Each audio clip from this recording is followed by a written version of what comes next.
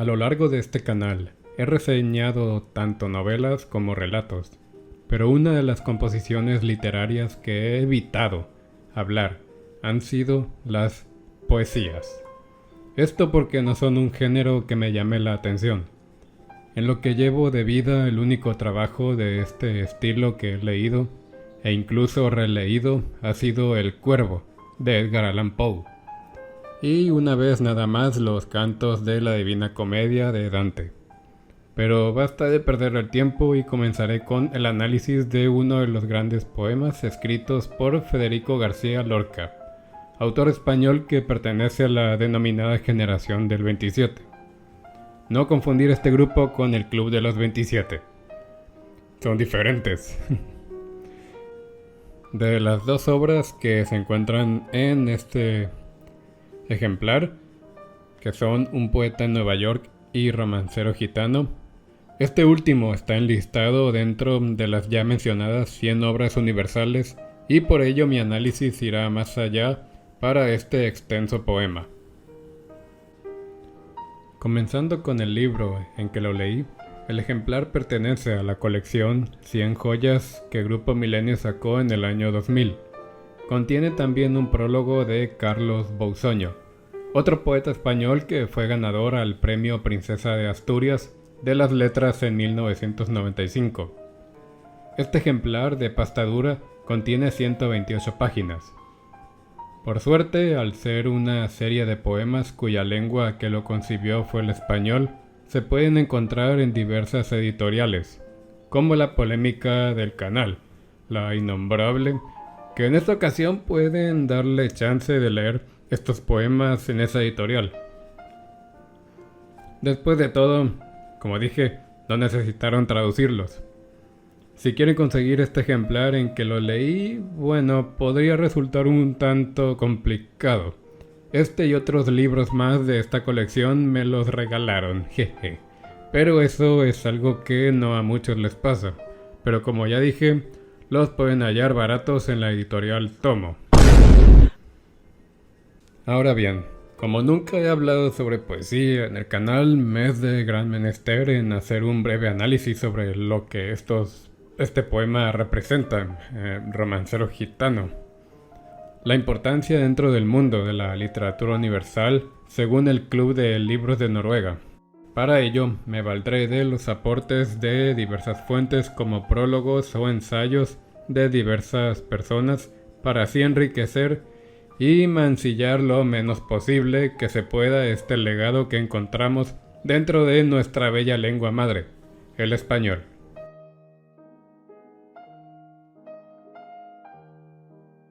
Comenzando con un poco del prólogo del gran Carlos Bouçonio, el poeta nos platica un poco acerca de la generación del 27, que, como entendí, fue un grupo de poetas de España que, citando su prólogo, parten de la consideración que la sociedad está construida, desde fines del siglo XVII de manera creciente, añado yo, por la razón físico-matemática, que es antivital y dogmática en sus inapelables juicios. Por lo tanto, el propósito fundamental de tales poetas, entre ellos Lorca, fue intuitivamente proteger la vida, tan amenazada por esa sociedad que fundamentalmente, por lo dicho, se ofrecía como represiva, como intolerante. Complementando su trabajo con un artículo publicado por el gobierno de Canarias, este grupo no trataba de enfocarse únicamente en oponerse a otros movimientos literarios, sino aceptarlos, pero al mismo tiempo buscar una innovación dentro de la sociedad en ese entonces.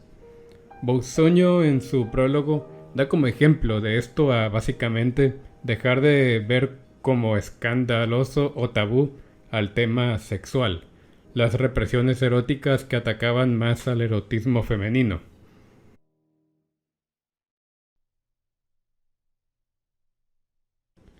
Es de gran menester comprender al menos lo básico sobre lo que tiene que ver la historia de los gitanos durante la Guerra Civil Española para ver de una manera especial algunos de los versos que Lorca escribe en Romancero gitano.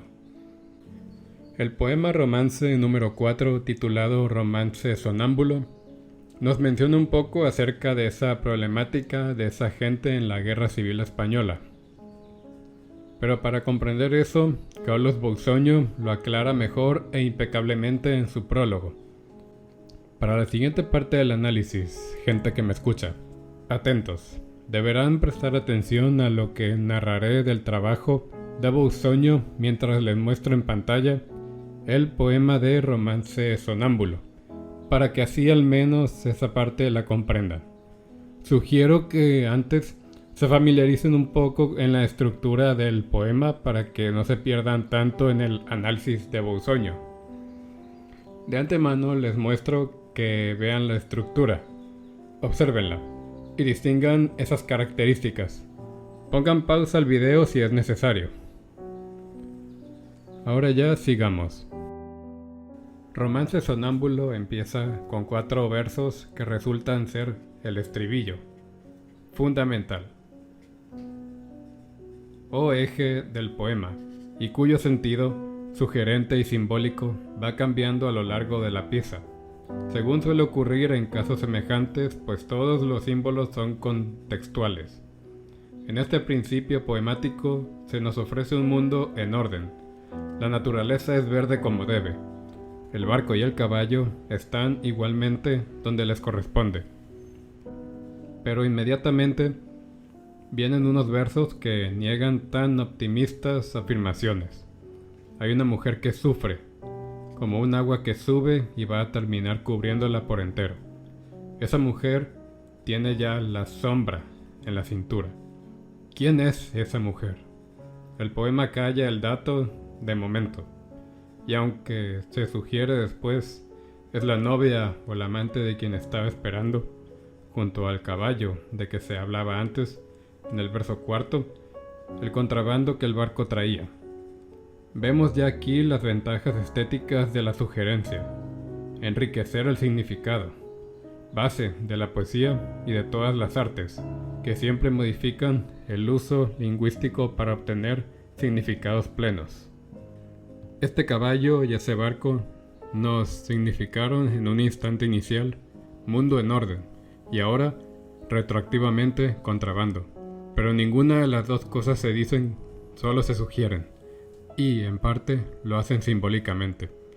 La intensidad del poema se logra pues justamente a costa de la disminución del número de lectores que puedan sentir con plenitud el dicho. La mujer de que se habla, sumida en su dolor, no puede atender más que a este no puede, pues, mirar a las cosas mientras que las cosas al recibir la luz de la luna parecen como que la mirasen a ella. Por consiguiente, tales realidades no humanas realizan un acto humano, en tanto que la mujer de la que se habla, tan humana, no puede hacer lo propio. Por eso, el hecho lo sentimos como injusto y el lector, en consecuencia, experimenta compasión. Un significado emocional más que se añade a los arriba indicados. Describe el poeta a continuación una naturaleza temerosa de algo de modo también sugerente, pues el monte se compara con un gato gaduño. Describe el poeta a continuación una naturaleza temerosa de algo, de modo también sugerente, pues el monte se compara con un gato garduño, símil que solo tiene sentido si pensamos que tal gato enarca el lomo al sentir miedo. La palabra erizado, que viene a continuación, confirma la interpretación. Pero, ¿qué pasa? ¿Qué es lo que produce ese miedo que solo se sugiere del modo dicho, sin ser explícito? Nada parece anunciar peligro alguno, pues todo sigue igual. Ella sigue en su baranda, etc. La respuesta, sin figurar ser tal, asoma a continuación, sugerida también. Se trata de 2 gitanos, contrabandistas ambos, uno joven, herido de muerte en los puertos de Cabra, y otro viejo, su compadre, que dialogan como en los romances tradicionales lo hacen sus protagonistas. Ambos, el joven y el viejo, sujetos de la tragedia, son los agentes de ese simbólico pavor que la naturaleza experimentaba. El lector ha de suponer que el herido joven es el novio de la muchacha angustiada del comienzo. Tampoco se anuncia esto. Más adelante la sugerencia se confirma. Leemos allí: compadre, ¿dónde está? Dime, ¿dónde está tu niña Marga? ¿Cuántas veces te esperó? ¿Cuántas veces te esperaba? Cara fresca, negro pelo, en esta verde baranda. Por consiguiente, el color verde de la cara y del pelo de la muchacha en la primera estrofa del romance simboliza la angustia de esa chica abandonada por su novio, cuando ésta tenía esperanza y seguridad en su amor. La cara era fresca y el pelo negro. El diálogo de los dos gitanos está lleno de altísima poesía. Es el momento supremo de la composición. El herido quiere morir con dignidad en una habitación y no en la calle, vilmente desangrado. La respuesta de su compañero resulta misteriosísima. Si yo pudiera, mocito, este trato se cerraba, pero yo ya no soy yo, ni mi casa es ya mi casa. ¿Qué significan tan enigmáticas frases? El lector no solo no las entiende, sino que no las debe entender, pues al no entenderlas, ese gitano viejo que profiere tan extrañas palabras se convierte en un símbolo del destino trágico del hombre, nuestro gran torcedor, al que tampoco entendemos. El personaje que habla se engrandece enormemente así, sin dejar de ser por eso el gitano viejo de antes. Los dos personajes suben a las barandas buscando a la novia del herido, pero esta ya no está allí. Se ha suicidado en el agua del aljibe al creerse abandonada, y ello ha ocurrido hace poco, pues el agua aún se mueve. La naturaleza respeta a la pobre muchacha. Un carámbano de luna la sostiene sobre el agua, como dignificando a la muerta, y a causa de esa dignificación, la noche se puso íntima, como una pequeña plaza. Maravillosos versos llenos de misericordiosa ternura. En cambio, los guardias civiles no tienen respeto alguno. Guardias civiles borrachos en la puerta golpeaban. Y el poema termina con un sarcasmo. Vuelven los 4 primeros versos de la composición en forma de ritornello, pero ahora tienen un sentido muy diferente al que tenían en aquel arranque de la pieza. Un sentido sarcástico, en efecto. El orden del mundo era solo aparente. Era un orden que encubría y disimulaba hipócritamente la injusticia y el dolor.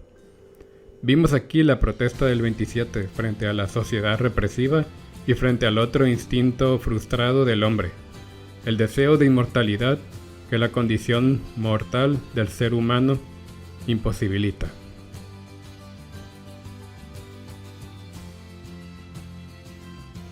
Como pueden ver, todo ese análisis de Boussoño solo es del cuarto poema de los 18 que componen a Romancero Gitano. Sí, todo eso que leí, bueno, es crédito de Carlos Boussoño, es la verdad. Incluso sí un análisis muy profundo y casi hasta así se siente a mi manera personal, casi como si fuera un análisis y a la vez casi poético. No sé ustedes. Ya como conclusión y opinión personal, quiero decir que con mi pobre entendimiento aún sobre el análisis de los poemas, haber leído estos 2 trabajos me resultó en una experiencia interesante. A decir verdad, no sabía interpretar en la mayoría de las veces lo que García Lorca me quería decir. Creo incluso que si no hubiera leído primero el prólogo de Boussoño, hubiera estado aún más perdido. Sin embargo, el estilo de Lorca, al escribir con mucha simbología entre versos llamativos, es lo que sentía que me hacía querer leer detenidamente cada uno de esos párrafos. Hacer una pausa y volver a leer el párrafo de nuevo, porque ahí es donde sientes que en su prosa sencilla y bastante, es algo que aún así cuenta y que luego caes en la comprensión cuando sigues con los demás párrafos. Lamentablemente no ahondaré en Poeta en Nueva York, ya que siento que no podría hacerlo apropiadamente. De por sí, siento Romancero Gitano me costó mucho comprender, y que pues me apoyé bastante lo de Carlos Boussoño. Él fue la persona aquí que su prólogo me ayudó a seguir adelante este video. Pues ahora hablar de Poeta en Nueva York sería otro viaje complejo. Pero bueno, tanto Romancero Gitano como Poeta en Nueva York son 2 bellos poemas que, sin lugar a dudas, deberían de leer al menos una vez en la vida, independientemente si les gusta o no la poesía. Denle una oportunidad. Salen baratos en distintas editoriales e incluso es muy probable que estén en internet. Así que excusas no hay. Soy el Brujo Literario, me estarán escuchando en un próximo video.